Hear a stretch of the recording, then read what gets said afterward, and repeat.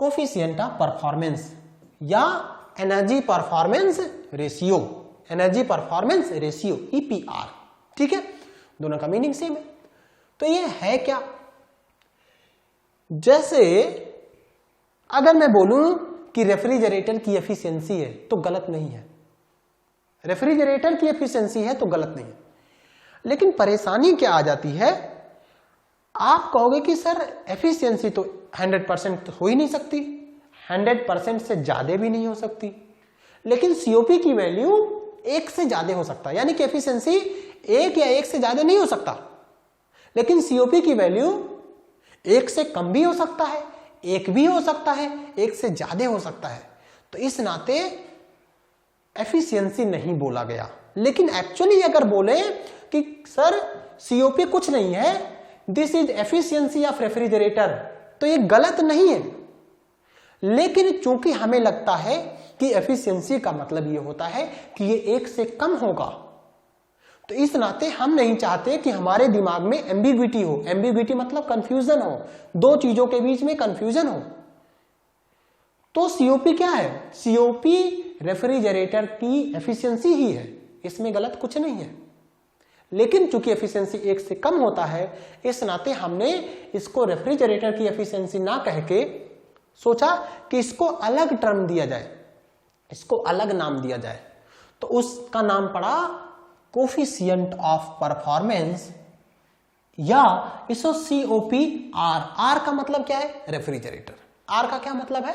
Refrigerator. इसमें कोई doubt नहीं होगा मेरे ख्याल से, ठीक है। आगे हम लोग आपके सिलेबस में है the difference between COP and efficiency. Simple सा लाइन है, जो चीजें ही बता रहा हूं वही चीजें वहां बताऊंगा, आपको टेबल के फॉर्म में मैं दे दूंगा चीजें। अगर आप यहां से क्लियर हो ना, अगर आपके कॉन्सेप्ट क्लियर है, तो जब आप राइटिंग करोगे, लिखोगे अपने आंसर को, आपके पास प्लेंटी नंबर ऑफ आंसर्स होंगे, आपको कोई भी चीज रटने की जरूरत नहीं पड़ेगी। यहीं पे मैंने बता दिया कि अगर सीओपी को एफिशिएंसी ऑफ रेफ्रिजरेटर कहो तो गलत नहीं है, लेकिन क्यों नहीं कहा जाता? क्योंकि हम लोग एफिशिएंसी का मीनिंग समझते हैं कि इसकी वैल्यू 1 से कम होगी, जबकि सीओपी की वैल्यू 1 से कम भी हो सकती है, 1 भी हो सकती है, 1 से ज्यादा भी हो सकती है। समझ पा रहे हैं? इस नाते इस एम्बिग्विटी को दूर करने के लिए, इस कंफ्यूजन को दूर करने के लिए सीओपी बोला गया। तो सीओपी डिफाइन कैसे किया? अभी मैंने बोला था ना, डिजायर इफेक्ट, डिजायर इफेक्ट बटे एक्सपेंडिचर, क्या खर्च लगा, क्या खर्च लगा वो हमारा सीओपी कहलाया, ठीक है। क्या खर्च लगा वो हमारा एक्सपेंडिचर। एक्सपेंडिचर क्या होगा यहां पर? अरे यार, आप ये रिवर्स इंजन है ना, तो इनपुट किसको दोगे? इनपुट जो होता है वो वर्क होता है, आपको बताया था रिवर्स का मीनिंग क्या है, रिवर्स का मीनिंग इनपुट वर्क होगा। समझ पा रहे हो? और डिजायर्ड इफेक्ट क्या होगा? भाई अगर आप रेफ्रिजरेटर लगा रहे हो, अगर रेफ्रिजरेटर लगा रहे हो, देखो ये ध्यान से समझ लो, अगर रेफ्रिजरेटर लगा रहे हो तो आप क्या चाहते हो? आप रूम को गर्म करना चाहते हो क्या? नहीं नहीं, आप चाहते हो कि रूम को ठंडा किया जाए, तो आप क्या कहोगे? हीट रिजेक्शन यानी कि QL, है ना। और अगर आप हीट पंप लगाओगे तो हीट पंप क्या है? हीट पंप जैसे हम लोग इंडिया में हम लोग यूज करते हैं, हम लोग क्या हीटर यूज करते हैं, उसी तरह से जहां पे बहुत टेम्परेचर ड्रॉप होता है वहां पर लोग हीट पंप यूज करते हैं। हम लोग मोस्टली हीटर से काम चला लेते हैं, तो ये हीट पंप है।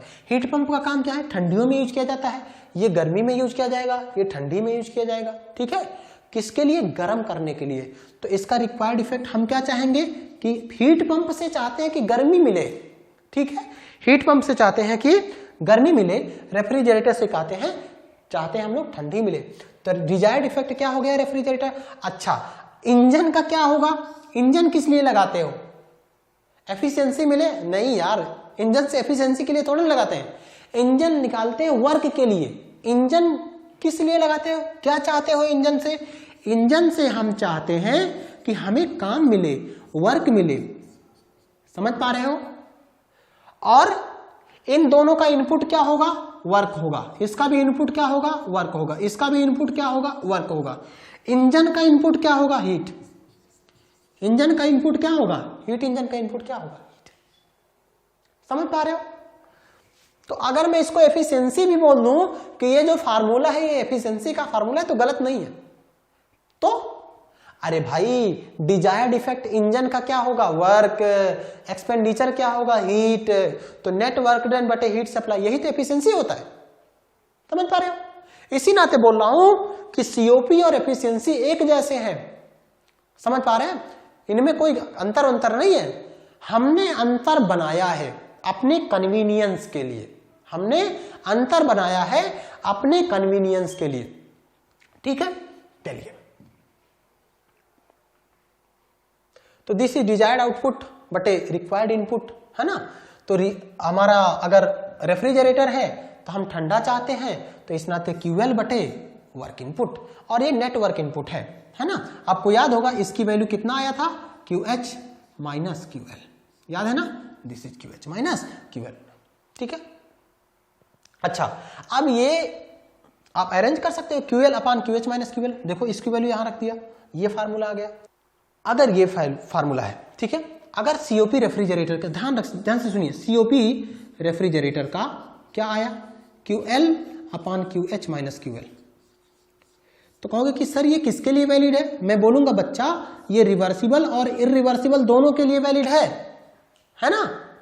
फिर कहोगे कि सर अब मैं चाहता हूं कि इसको टेम्परेचर के फॉर्म में लिख दूं, तो मैं क्या कहूंगा, आप क्या कहोगे कि सर अगर मैं इसको लिख रहा हूं तो सर ये रिवर्सिबल इरिवर्सिबल दोनों के लिए नहीं वैलिड है, अब ये केवल और केवल रिवर्सिबल के लिए वैलिड है। क्यों, QL के जगह पे TL इंटू डेल्टा एस लिखोगे ना, बताया था मैंने TS डायग्राम वाला, तो ये किसके लिए वैलिड है, केवल रिवर्सिबल रेफ्रिजरेटर के लिए वैलिड है।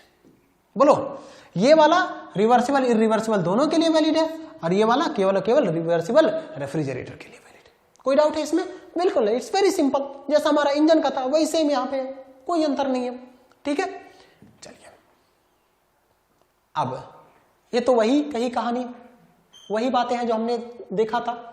भाई अगर ये सीओपी रेफ्रिजरेटर का ये कहां से आया, कहोगे सर ये तो आया QL अपान QH माइनस QL से, बोलूंगा वेरी गुड, यहीं से आया। ओके सर ये वाला क्या है, अरे यार ये तो रिवर्सिबल लिखा हुआ है, तो यानी कि इसकी वैल्यू TL अपान TH माइनस TL से आया। मैं बोलूंगा अच्छा ये भी बात सही है। तो कहोगे कि सर अगर इसके COP 3 आया तो मैक्सिमम COP 3 हो सकता है, और सर इसका COP 3 आया तो आप क्या कहोगे, तो मैं कहूंगा यार कि ये वाला जो मेरे पास इंजन है ना, ये वाला जो मेरे पास इंजन है ना, ये भी रिवर्सिबल है। क्यों, क्योंकि रिवर्सिबल वाले का भी 3 आ रहा है और इसका भी 3 आ रहा है। तो जब COP रेफ्रिजरेटर की COP रिवर्सिबल रेफ्रिजरेटर के बराबर हो जाएगा, तो जो रेफ्रिजरेटर है वो हमारा रिवर्सिबल रेफ्रिजरेटर कहलाएगा। जैसे इंजन वाले में देखा था ना कि थर्मल एफिशिएंसी किसी भी इंजन की अगर रिवर्सिबल थर्मल एफिशिएंसी इंजन के बराबर हो जाए, thermal efficiency of reversible engine के बराबर हो जा रहा था, तो हमने कहा था वो इंजन क्या था, रिवर्सिबल। आगे हम लोग देखेंगे जब क्वेश्चंस करेंगे तो आपको ज्यादा कॉन्सेप्ट क्लियर होगा। ठीक है, मैंने कहा चलो भाई ये तो 3 है, आपने 2 कहा, आप कहा चलो कोई बात नहीं, मैक्सिमम 3 हो सकता था लेकिन 2 है ना, मतलब जितना हो सकता था उससे कम है। मतलब जो हमारे पास रेफ्रिजरेटर है वो जो रेफ्रिजरेटर है वो इरिवर्सिबल है। तो अगर इसकी वैल्यू मतलब इसकी वैल्यू इस वाले से कम है, बोलो यहां पे देखो कम है, तो यानी कि रेफ्रिजरेटर कैसा है, इरिवर्सिबल है। ठीक है, अच्छा मैंने कहा सर ये 3 है बच्चा और ये है 4 या 5, है ना। सर ये तो बड़ा गड़बड़ हो गया, मैक्सिमम 3 जा सकता था लेकिन आप तो कह रहे हो कि मेरे पास 4 आ गया, मतलब जितना हो सकता था उससे ज्यादा मिल गया। ये संभव है क्या, नहीं। तो यानी सीओपी अगर बड़ा हो गया रिवर्सिबल से तो ये रेफ्रिजरेटर पॉसिबल नहीं है बच्चा, तो इसको हम लोग क्या बोलेंगे, दिस इज इम्पॉसिबल रेफ्रिजरेटर। समझ पा रहे हैं, जो कार्नोट प्रिंसिपल हमने देखा था इंजन के लिए, सेम वही कंडीशन है रेफ्रिजरेटर के लिए, और सेम वही कंडीशन होगा हीट पंप के लिए। कोई अंतर थोड़ा है, समझ पा रहे हैं, तीनों में कोई अंतर नहीं है। ठीक है, चलिए अब हम लोग एक क्वेश्चन करते हैं, ठीक है। इस क्वेश्चन का यूज करके हम लोग पहले देखते हैं कि जो चीजें हमने समझा है, पहले क्वेश्चन हम लोग बहुत सारे करेंगे। अभी ये जो कॉन्सेप्ट है, जो ये क्वेश्चन है, मैं केवल आपके कॉन्सेप्ट क्लैरिटी के लिए लिख रहा हूं और इसको थोड़ा सा मैंने डिफिकल्ट किया है ना। अब आगे देखते हैं। एक कोई इन्वेंटर है, अपने आप को साइंटिस्ट समझ रहे हैं, है ना, अपने आप को साइंटिस्ट समझ रहे हैं। उन्होंने कहा कि भैया मैंने एक रेफ्रिजरेटर बना लिया है। क्या बनाया है? रेफ्रिजरेटर। क्या बना लिया उन्होंने? एक रेफ्रिजरेटर बना लिया है that maintains the refrigerated space at 30 degree Fahrenheit. ये बड़ा बवाल हो गया। अभी तक तो मैंने जो आपको टेम्परेचर स्केल बताया वो सेल्सियस स्केल, डिग्री सेल्सियस और केल्विन स्केल, दो चीजें बताया था। इसी नाते क्वेश्चन थोड़ा सा डिफिकल्ट हो गया, है ना। आपको एक चीज मैंने बताया था कि टेम्परेचर डिफरेंस सेल्सियस स्केल और केल्विन स्केल में सेम होता है। आप वही कॉन्सेप्ट यहां भी लगा दोगे तो गलत हो जाएगा, ठीक है। तो पहले ऐसा करते हैं, पहले रेफ्रिजरेटर बना लेते हैं। हम इस साइड रेफ्रिजरेटर बना लेते हैं। तो ये देखिए एकदम छोटा सा डायग्राम, ये देखिए यहां से ये हमारा रेफ्रिजरेटर हो गया। चलिए ये देखिए, तो जहां रेफ्रिजरेटेड स्पेस मतलब ये घर है ना, ये घर है जहां पे आदमी रहते हैं, ये रूम है। इस रूम को मैं रेफ्रिजरेट करना चाहता हूं तो इसका टेम्परेचर ऑब्वियस सा कम होगा। उन्होंने कहा रेफ्रिजरेटेड का टेम्परेचर कितना? 35 डिग्री फ़ारेनहाइट। तो इसको मैंने माना TL। TL की वैल्यू मुझे निकालना है, लेकिन TL की वैल्यू मुझे केल्विन में निकालना है। और TL की वैल्यू किस में दिया हुआ है? ये 32 डिग्री फ़ारेनहाइट, है ना। अच्छा, एक कैपिटल F में लिखा हुआ है, इसका मतलब ये किसी का नाम होगा, है ना। इसका मतलब ये क्या होगा? किसी का नाम होगा। अगर कैपिटल लेटर है, जैसे कैपिटल K, कैपिटल C, है ना, सेल्सियस, केल्विन स्केल, है ना, तो ये नाम है किसी ना किसी साइंटिस्ट के, है ना। तो 35 डिग्री, दिस इज 35 डिग्री, है ना। So this is 35 degree, not 32, this is 35 degree Fahrenheit. कोई बात नहीं, यहां पे देखिए this is 35 degree Fahrenheit. While operating in a room, है ना, space at 35 degree while operating in a room where the temperature is 75 degree Fahrenheit and that has a COP of 13.5। उन्होंने कहा कि मैंने एक इंजन बना लिया जिसका COP कितना है? 13.5। उन्होंने कहा ठीक है भाई, कोई बात नहीं। तो कहा कि जो रेफ्रिजरेटेड स्पेस है जहां टेम्परेचर कम होना चाहिए वहां पे 35 है और बाहर का टेम्परेचर कितना है? 75 है। तो ये कहीं ना कहीं TH चाहिए, लेकिन TH तो मुझे केल्विन में चाहिए, है ना।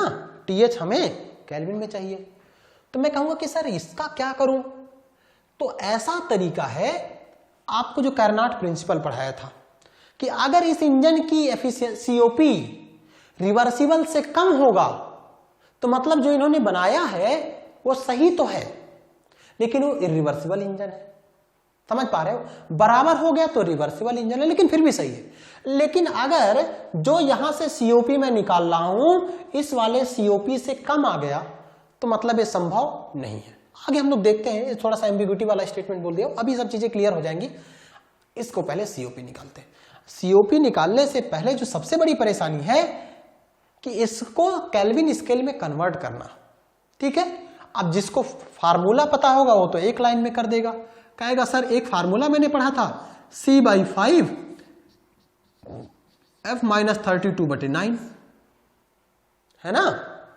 तो यहां से मैं सेल्सियस वाले स्केल में निकाल लूंगा और सेल्सियस में 273 ऐड कर दूंगा, केल्विन आ जाएगा। मैं कहूंगा अच्छा ठीक है भाई, एक का करके देख लेते हैं, 35 वाले का कर लेते हैं। तो 35/5 बराबर, सॉरी सेल्सियस में तो निकालना है ना मुझे दिया किस में है? मुझे तो सेल्सियस में निकालना है, तो मैं C लिख दिया, दिस इज C, है ना। F की वैल्यू 35 दिया हुआ है, तो 35 - 32/9। यहां से C की वैल्यू निकाल लो, कितना आएगा? C की वैल्यू कितना हो जाएगा? C हो गया 35 माइनस 32, ये 3 हो गया, 3 गुणे 5 बटे 9, है ना, ये कितना हो गया 15 बटे 9, ठीक है। और केल्विन में क्या हो गया 15 बटे 9 धन 273। अब इसकी वैल्यू निकाल लेते हैं, 15/9 प्लस 273, दिस इज 274.66, 274.66 केल्विन, ठीक है। मैं इसकी वैल्यू लिख ले रहा हूं 274.66, ठीक है। एक तो ये फार्मूला है, लेकिन जिसको फार्मूला नहीं पता है तो क्या वो गलत कर देगा? नहीं, ऐसा नहीं। अब मैं आपको एक तरीका बता रहा हूं जिससे कुछ भी लिखा रहे, आपको 2 टेम्परेचर याद होना चाहिए, सारा काम बन जाएगा, ठीक है। यहां से हम लोग इस चीज को देख लेते हैं। यहां देखिए, ये यहां इस चीज को मैं हटाता हूं, ठीक है। यहां देख लीजिए, मैं डायरेक्ट आपको टेम्परेचर केल्विन में कन्वर्ट करके दिखा देता हूं। देखो, किसी भी स्केल को डिफाइन करने के लिए 2 पॉइंट ले लो, 2 स्केल ले लो, ठीक है। देखो, 0 डिग्री सेल्सियस आइस पॉइंट होता है, 100 डिग्री सेल्सियस स्टीम पॉइंट होता है। ये किस में है? डिग्री सेल्सियस में। इसी नाते मैं इसको बताना चाहता था कि इससे स्केल का आपका रिवीजन हो जाएगा, जो आपने थर्मोडायनेमिक्स में पढ़ा है। नहीं भी पढ़ा है तो कोई बात नहीं, यहां पर देखिए, ये 273 हो जाएगा, एक्चुअल में 273.15 होता है, और ये कितना हो जाएगा 100 प्लस 273 यानी 373.15 हो जाएगा कि नहीं बच्चा। और फारेनहाइट, ये केल्विन स्केल में होता है, और फारेनहाइट में देखो 32 होता है यहां पर, और यहां पर 212 होता है। आप कहोगे सर ये क्या मतलब हुआ? अब देखो मजेदार चीज, आपको चाहिए था कितने का? 35 का केल्विन में बताओ। मैं कैलकुलेशन आसान करने के लिए एक ये वाला नहीं ले रहा हूं, 0.15 नहीं ले रहा हूं, तो मैं लिख देता हूं के माइनस 273। समझ पा रहे हो?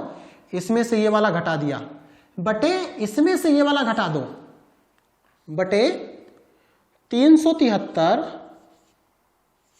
माइनस 273 बराबर, कहोगे सर इधर भी ऐसे हटाना पड़ेगा, तो 35 माइनस 32 है ना, दिस इज 35 माइनस 32 बटे इसमें से घटा दो, 212 है माइनस 32, 212 माइनस 32।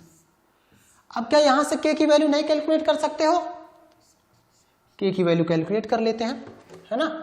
मैं कैलकुलेटर से कर देता हूं, this is 35 minus 32 divided by 212 minus 32 और गुड़े ये हो जाएगा आपका 100, है ना। यहां हो गया प्लस 273 ऐड कर दे रहा हूं इसमें, तो 274.66, 274.66। अब देखो पहले मैंने क्या किया था, सेल्सियस में कन्वर्ट किया, फारेनहाइट को सेल्सियस में कन्वर्ट किया, सेल्सियस को फिर केल्विन में कन्वर्ट किया, तब आया, और यहां से डायरेक्टली मैंने कर दिया कि नहीं।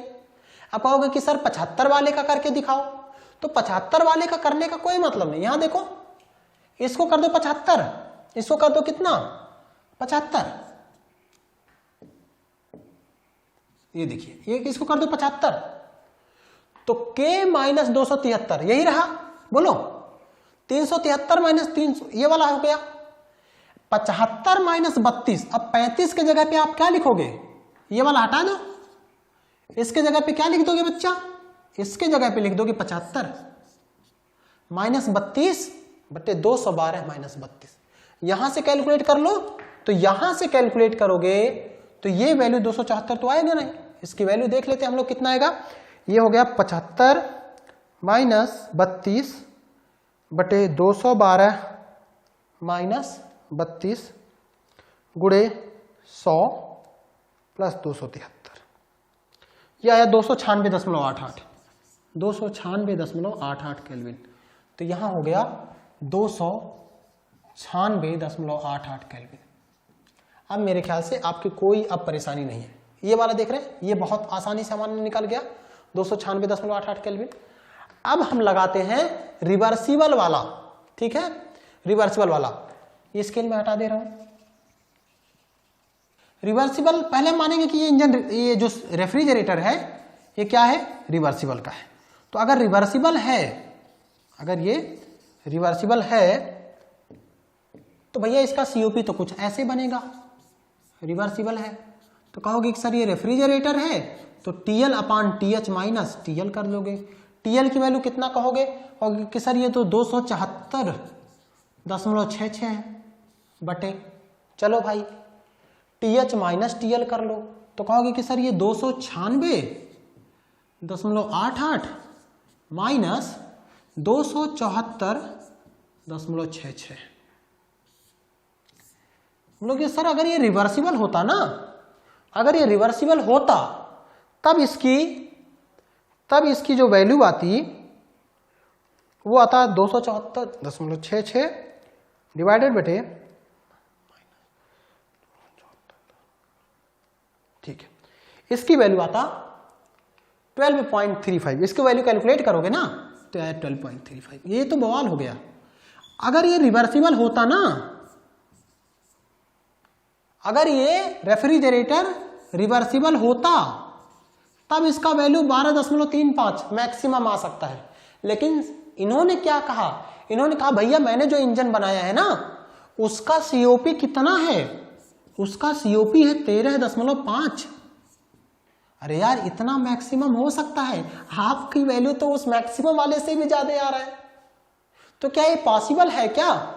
ये जो कह रहे हैं ना, ये जो कह रहे हैं ये इन्होंने वो गलत कह रहे हैं कि उन्होंने जो रेफ्रिजरेटर बनाया है उसका सीओपी 13.5 है। ये संभव नहीं है। इसका मतलब इंजन जो क्लेम है ना, इज दिस क्लेम रीजनेबल? क्या ये जो क्लेम है उनका क्या रीजनेबल है? नहीं, ये रीजनेबल नहीं हो सकता। ये रेफ्रिजरेटर बन ही नहीं सकता। क्यों नहीं बन सकता? क्योंकि इसका जो सीओपी आ रहा है, जो इसका सीओपी आ रहा है, ठीक है, वो रिवर्सिबल वाले से ज्यादा आ रहा है। मतलब जितना संभव है उससे ज्यादा आ रहा है, तो ये पॉसिबल नहीं है। अच्छा, एक बात और चीज समझ लो कि क्या होता अगर ये 12 जो मैंने कैलकुलेट किया, समझ पा रहे हो? देखिए एक चीज और, इसका आंसर आपको पता चल गया। The claim is the claim reasonable? Answer is no. क्यों? Because COP of this refrigerator ये ज्यादा है सीओपी ऑफ रिवर्सिबल रेफ्रिजरेटर। इस नाते संभव नहीं है। चलिए ठीक है, तो अब मैं क्या बताना चाहता हूं?